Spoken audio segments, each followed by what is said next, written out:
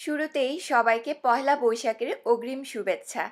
আজকে থেকে আমার চ্যানেল কুকিং স্টুডিওতে শুরু হতে যাচ্ছে পয়লা বৈশাখের বাঙালিয়ানা খাবারের উৎসব।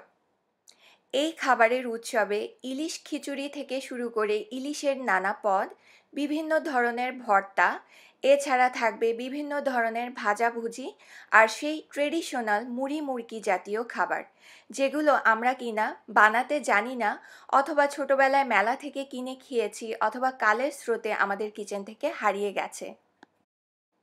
সেই উৎসব চলবে এপ্রিলের ১৩ তারিখ পর্যন্ত। সবাইকে আমার চ্যানেলের সেই উৎসব দেখার আমন্ত্রণ জানিয়ে আজকের পর্ব এখানেই শুরু করছি। আজকের পর্বে আমি নিয়ে এসেছি মুরালি। এটাকে অনেকে খুরমা, আবার অনেকে আঙুলিও বলে থাকে। এর জন্য আমি প্রায় ৩ কাপ পরিমাণ ময়দা, এর মধ্যে স্বাদ মতো লবণ আর ৩ টেবিল চামচ পরিমাণ সয়াবিন তেল নিয়ে নিচ্ছি। এবার এই লবণ আর তেলটাকে ময়দার সাথে হাত দিয়ে ঘষে ঘষে মিশিয়ে নিতে হবে। এখন পর্যাপ্ত পরিমাণে রুম টেম্পারেচারে থাকা পানি দিয়ে একটু একটু করে পানি মিশিয়ে একটা আটার কাই তৈরি করে নিতে হবে। কাইটা কিন্তু খুব বেশি নরম আবার খুব বেশি শক্ত না হয়, মিডিয়ামভাবে কাইটাকে তৈরি করে নিতে হবে। এবার হাতে সামান্য তেল লাগিয়ে কাইয়ের উপর দিয়ে এখন একটা ভেজা কাপড় দিয়ে আমি এটাকে ঢেকে রাখবো প্রায় ৩০ মিনিটের জন্য। ঠিক ৩০ মিনিট পরে আমি কাইটাকে সমান ৩ ভাগে ভাগ করে নিব। এবার একটা ভাগ নিয়ে সামান্য একটু ময়দা ছিটিয়ে আমি একটা মোটা রুটি বেলে নিচ্ছি। রুটিটা প্রায় হাফ ইঞ্চির মতো পুরু থাকতে হবে।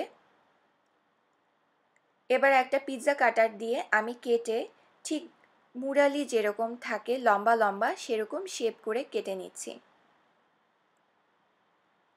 প্রতিটা মুরালি চেষ্টা করবেন রুটিটা এমনভাবে বেলতে যেন প্রায় ২ থেকে ৩ ইঞ্চি সমান লম্বা থাকে। এবার অন্য যে আটার ভাগগুলো আছে সেখানে আমি সামান্য একটু লাল রং আর সামান্য একটু কমলা রং মিশিয়ে নিচ্ছি। ১-২ ফোঁটা রং নিয়ে যদি আপনি হাত দিয়ে ময়ান করেন, দেখবেন যে এমনিতেই রংটা ভালোভাবে মিশে যাবে। এই রঙের পার্টটা অপশনাল, আপনারা যদি না করতে চান কোনো সমস্যা নেই। ঠিক একইভাবে আমি রঙিন মুরালিগুলো তৈরি করে নিয়েছি। এবার ভেজে দেখানোর পালা। মুরালিগুলোকে কিন্তু মিডিয়াম আঁচে তারপরে ভেজে নিতে হবে, আর কিছুক্ষণ পরপর এভাবে উল্টে পাল্টে দিতে হবে যেন সব দিকে রঙটা সমান আসে।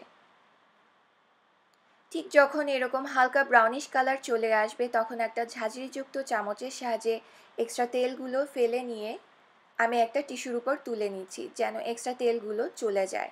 ঠিক একইভাবে আমি রঙিনগুলো ভেজে নিয়েছি।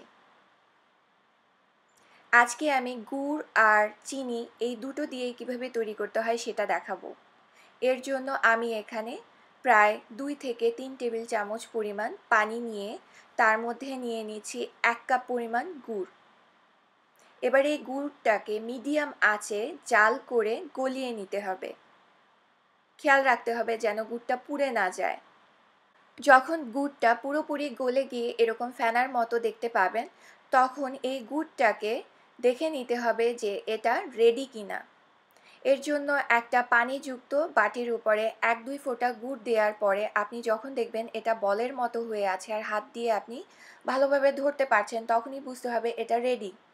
যদি দেখতেন গুড়টা দেওয়ার সাথে সাথে অনেকখানি জায়গা জুড়ে ছড়িয়ে গেছে, তাহলে কিন্তু আরও কিছুক্ষণ জাল দিয়ে নিতে হবে।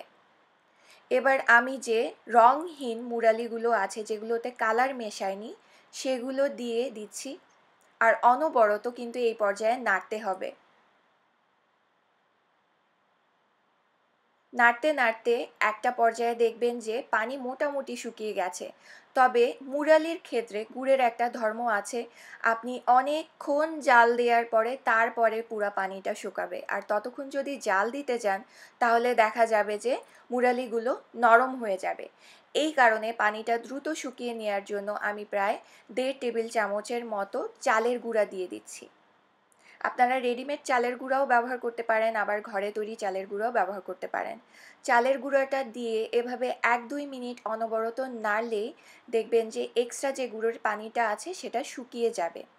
দেখেন পানিটা কিন্তু শুকিয়ে গেছে। এবার মুরালিটাকে আমি নামিয়ে ঠান্ডা করে নিব। এখন আমি চিনিটা তৈরি করব। এর জন্য আমি 2-3 টেবিল চামচ পানি নিয়ে এর মধ্যে নিয়ে নিচ্ছি হাফ কাপ পরিমাণ চিনি। অপেক্ষা করছি চিনিটা যেন পুরোপুরি গলে একটা বলক চলে আসে সেই পর্যন্ত। যখন বলক চলে আসবে তখন চিনিটাকে পরীক্ষা করে নিতে হবে। এর জন্য সামান্য একটু শিরা নিয়ে 2 হাতের আঙুলের মাঝখানে নিয়ে দেখে নিতে হবে যে এটায় একতার হয় কিনা। এই যে দেখেন একটা দড়ির মতো দেখা যাচ্ছে, এটাকেই একতার বলা হয়। আপনাদেরটা যদি দুটো তারের মতো দেখা যায় তাহলেও কোনো সমস্যা নেই, তবে তার অবশ্যই হতে হবে, পাতলা থাকলে কিন্তু হবে না।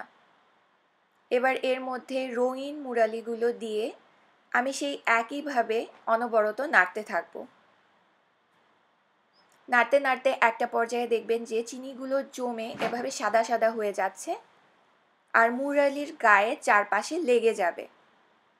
ঠিক যখন দেখবেন এরকম হয়ে গেছে, চিনির কোনো অবশিষ্ট অংশ, শিরার অংশ নেই, তখনই এটাকে নামিয়ে নিতে হবে।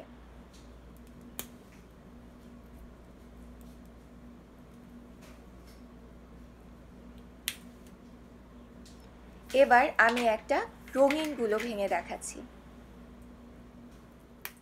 চিনি আর গুড় দিয়ে তৈরি করে দেখিয়েছি, আপনাদের যার যেটা পছন্দ সেভাবেই তৈরি করতে পারবেন।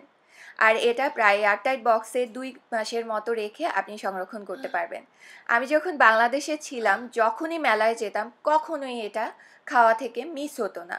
ঘরে এতগুলা করে কিনে আনতাম আর টিভির সামনে বসে বসে টিভি দেখতাম আর কুটুর মুটুর করে চাবিয়ে চাবিয়ে খেতাম। আশা করি আজকের এপিসোড আপনাদের ভালো লেগেছে, ফিরিয়ে নিয়ে যেতে পেরেছি সেই বৈশাখী মেলার উৎসবে। ভালো থাকবেন সবাই, আমার জন্য দোয়া করবেন আর প্লিজ আমার চ্যানেল সাবস্ক্রাইব করবেন। আল্লাহ হাফেজ।